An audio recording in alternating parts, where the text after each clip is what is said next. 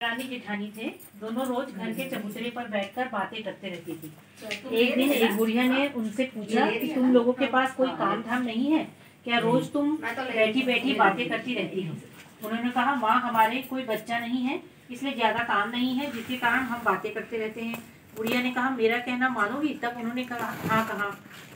बुढ़िया ने कहा कि तुम लोग संकटा की सुहागिन व्रत को कर लो तो बच्चा हो जाएगा। दोनों ने संकटा की सुहागिन व्रत करने का संकल्प लिया, जिससे दोनों को लड़का हो गया।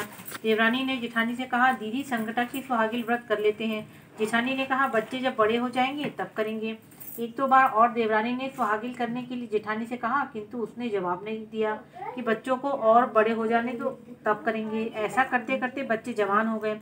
एक दिन देवरानी ने अपनी पड़ोसन से कहा कि मेरी जेठानी तो संकटा की सुहागिन नहीं कर रही है, तुमको मैं सब सामान मंगा कर दूंगी, तुम मेरी तरफ से संकटा की सुहागिन कर दो, उसमें मुझे भी बुला लेना। इस तरह देवरानी की संकटा की सुहागिन हो गई, उसके बच्चों की शादी भी हो गई। एक बार इंद्रलोक में देवताओं ने नारद जी से कहा कि बहुत दिन से आप पृथ्वीलोक नहीं गए हैं। देवताओं की बहुत सुनकर नारद जी पृथ्वीलोक वहाँ के समाचार लाने के लिए चल दिए। वे स्वर्ग से गेहूं के हरे भरे खेत में उतरे और गेहूं की बाली तोड़कर खा लिए। उन्होंने सोचा, अरे यह जिसका खेत है उसका मैंने अन्न खाया है, मैं उसका ऋणी हो गया। पता लगाया तो उन्हें पता चला कि ये जेठानी के लड़के का खेत है।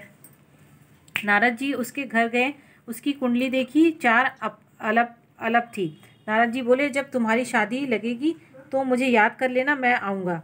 लड़के की शादी तय हो गई तो लड़के ने नारद जी को याद किया। नारद जी आ गए। जब बारात चली, थोड़ी दूर जाने पर एक छायादार वृक्ष दिखा। लड़के ने कहा, यहाँ आराम कर लेते हैं। नारद जी बोले, नहीं आगे चलो। जैसे ही आगे बढ़े वह पेड़ भरभराकर गिर गया, एक अलग टली। थोड़ा आगे चलने पर प्यास लगी, एक कुआं दिखा। लड़के ने कहा, पानी पी लेते हैं।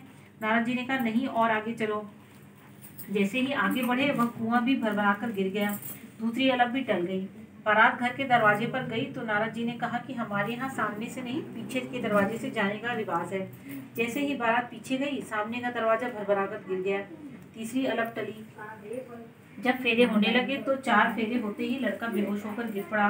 नारद जी ने कहा, सब लोग अपने घर जाओ। तथा लड़के को 4 लोग ले जाकर देवी के मंदिर में लिटा आए। अब लड़का देवी की सेवा करता था और वहीं रहने लगा। एक दिन भिखारी वहां से निकला और लड़के से भीख मांगी तो उसने एक सोने की मोहर लाकर दी। भिखारी ने कहा कि मैं किसकी जय बोलूं? तो लड़के ने कहा, जय बोलने की क्या जरूरत है? तब भिखारी ने कहा, तुमने मुझे सोने की मोहर दी है, जय तो बोलूंगा। तब लड़के ने कहा, अधब्याहे की जय बोलना।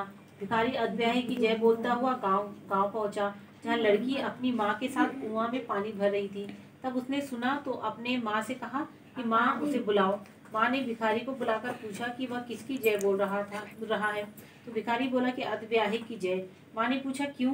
तब भिखारी ने कहा, देवी के मंदिर में गया था, वहाँ एक सुंदर लड़का है, भीख में उसने मुझे सोने की मोहर दी है। उससे पूछा तो उसने कहा कि अधब्याहे की जय बोलो। लड़की ने माँ से कहा कि माँ मुझे भी देवी के मंदिर जाने दो, शायद यह वही लड़का है। माँ ने लड़की को जाने दिया। मंदिर में दोनों देवी की सेवा करने लगी। रात को दोनों देवी के पैर दबाते थे। एक दिन देवी ने लड़की को कहा, सदा सौभाग्यवती रहो। तब लड़की ने देवी के पैर पकड़कर बोली, मेरा सौभाग्य आपके पास है, लौटा दीजिए। देवी ने कहा, नहीं लौटाऊंगी। लड़की ने कहा, क्यों? देवी बोली, तुम्हारी सास ने संकटा की सुहागिन बोली थी, आज तक नहीं की, इसलिए तुम्हारा सुहाग मेरे पास है। पहले वह संकटा की सुहागिन करे, तब मैं तुम्हारा सुहाग लौटा दूंगी। लड़की ने अपनी माँ को खबर भेजी कि वह सास को सुहागिन करने बोली। माँ ने स्वयं भी संकटा की सुहागिन की और समधिन को खबर भेजी कि यदि वह संकटा की सुहागिन कर दे तो लड़का बहू दरवाजे पर आ जाएंगे। सास ने संकटा की सुहागिन की तो लड़का बहू दरवाजे पर आ गए। जैसे संकटा महारानी ने उनका संकट हरा, वैसे ही सबके संकट दूर करे। बोलो संकटा महारानी की जय।